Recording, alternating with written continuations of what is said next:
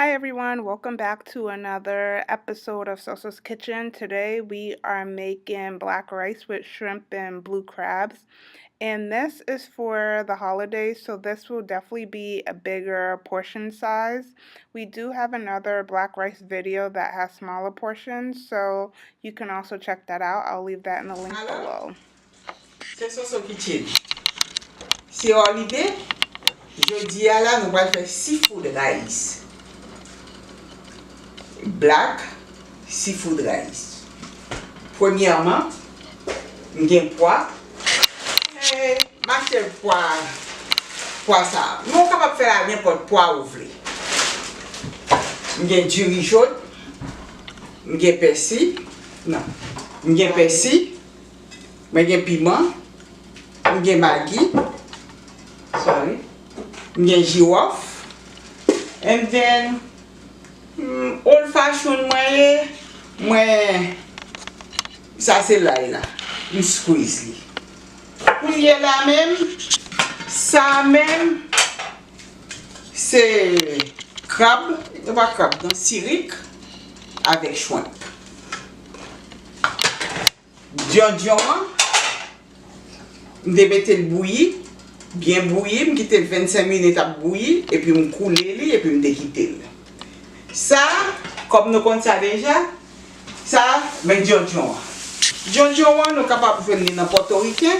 Nous capables de venir dans Haitian market. And just a reminder, if you don't have the dry mushrooms, you can use the black Maggi, the Djon Djon Maggi, and you can find that in any supermarket in the international aisle. Okay? Mettez chaud, so coulier là ça fait, mettez 2 cuillères d'huile.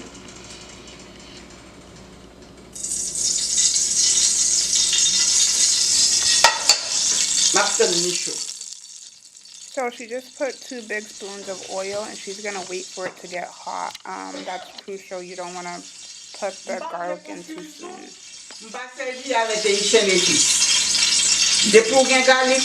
That's it.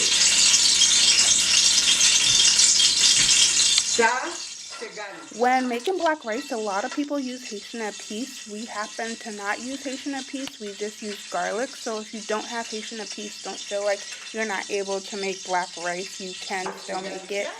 Just have your garlic and make sure you press it before you put it in the hot oil. Moi quitte garlic là turn brown. Comme moi dit nous ça déjà, c'est zuria c'est dans garlic là. So she just says she waits for the garlic to turn brown and she feels like the taste for the rice comes from the garlic.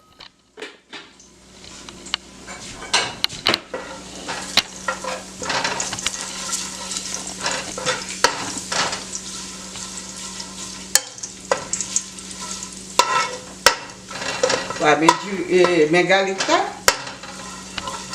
il turn brown. Couiller là même. Avec le Djon Djon, on va brûler.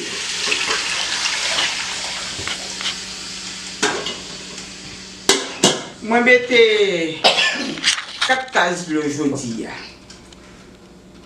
Et ça m'a fait. Mettez persil, mettez piment. So, pour seafood rice là même, ça c'est siric. Parce que siric là, il mange plus bon goût que crabe. Ok? Je quitte le bouilli. Je quitte le siric là bouilli, bien bouilli, pour me capable de faire une real taste. Bon jambon seafood là. Ok? Je quitte le bien bouilli avant de mettre du riz. Ça c'est Maggi, mettre Maggi. So we're using blue crabs instead of regular crabs because she feels like it gives the food a better taste. And also you want to add the crab and make sure it's cooked before you add the rice because you want to make sure the crab is cooked all the way. So that's why we're adding it now while the water is boiling. Parce que c'est bon à manger. Et mon cap vini met moitié pois. Il fait avec pois vert, mettre moitié. Il pas douce. Dans le market, regardez pour voir s'il écrit sac sucré ou bien sac pas sucré. she's adding the whole bag of beans. Once Kouye again, la we are sel la. making it for Thanksgiving, so everything's Kom gonna be mwen di nou bigger fè nou in tes portion manje. size. But if you Mwen guys mette want mwatiye sel. to add less Mwatiye beans, feel boukiye sel. free. Gade.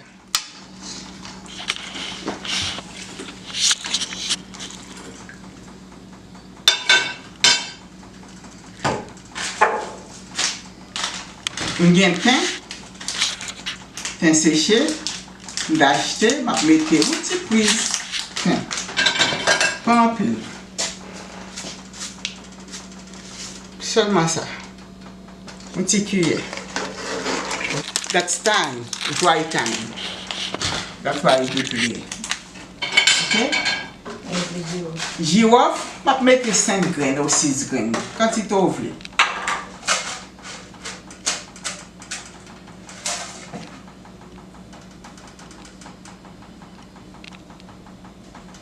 Je vais passer dans le bureau. Okay? This one, that's for holiday season. That's a bigger portion. So, moi fait le plus gros. So, si nous besoin qu'on plus de détails, allez dans la première vidéo. Nous avons toutes mesures. Mettez 2 tasses d'eau pour une tasse de riz. Réglez comme ça, 2 tasses d'eau, si vous mettez 4 tasses d'eau, vous mettez 2 tasses de riz. Vous juste doubler. Et puis, couler là, Djon Djon en même, ça dépend de quantité Djon Djon gain, ça dépend de quantité seafood ou gain, s'ouvre là avec un pile seafood, s'ouvre là avec un pile pois, ou mettre parce que c'est holiday lié. Ou besoin pour manger avec plus taste, ou besoin du riz pour le pinois, ou besoin pile compliment. Pas oublier tout ce squat Soso kitchen. OK guys, couler là, on va mettre du riz, on va laver du riz pour mettre, mais on va quitter de l'eau à bouillir avant. Ok? Coulier la mettre le durial, je quitte le bouillir à cuisson 5 minutes. Je quitte le bien bouillir pour si la capable pour boire capable de là. Et bien coulier la toute laver durial, on va le mettre là. So a lot of people always ask us what type of rice we use. This is the type of rice we use to the left. It looks like it's only produced in Massachusetts, so it might only be sown in New England. So when you go looking for your rice, just look for a super golden basmati rice. Where do you buy these big pots from? I buy this one Spanish store.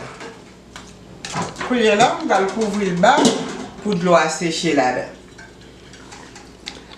For the holiday, for Thanksgiving, who cooks in your house? The kids help me.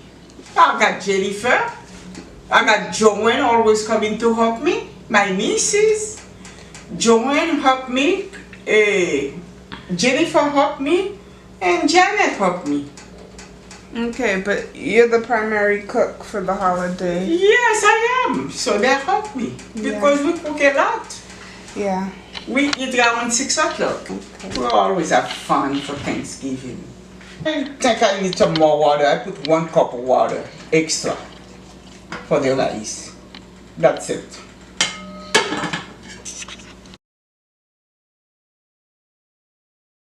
Je vais retirer le syrup là, je vais mettre là.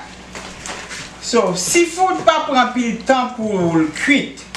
C'est ça que je vais mettre shrimp là. C'est coulier là, je vais mettre shrimp là là. Pendant que je tout fait là, je vais mettre shrimp là. Je vais tirer piment avec syrup pour ne pas craser.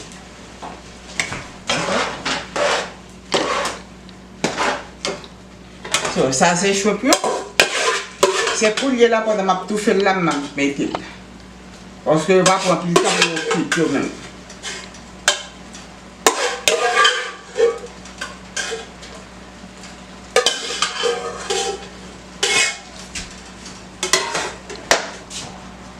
Ça, c'est les oignons découpés en dés, petits morceaux.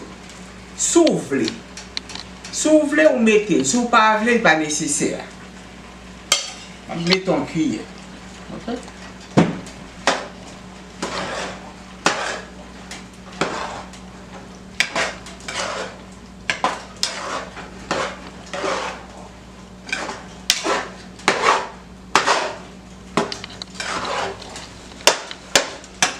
Pour du capable belle, make sure up to faire du riz à So right now she's removing the blue crab, the parsley, and the Scotch bonnet pepper, and then she's gonna add the shrimp. She waits to the end to add the shrimp because the shrimp doesn't take a long time to cook. So if you put it in sooner, it would be overcooked. Pour là, je retourne mettre sirik là avec persil avec piment.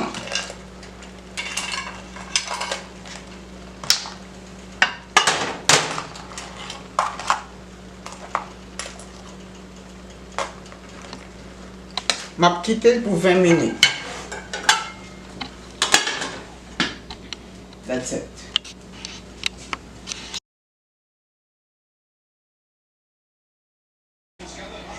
That's the seafood rice. Okay, guys, thank you very much. Crab, shrimp. Si vous voulez ajouter plus seafood, nous devons ajouter plus. Soso Kitchen, love you. Happy holidays. Don't forget to subscribe. Thanks very much. À la prochaine. Bye.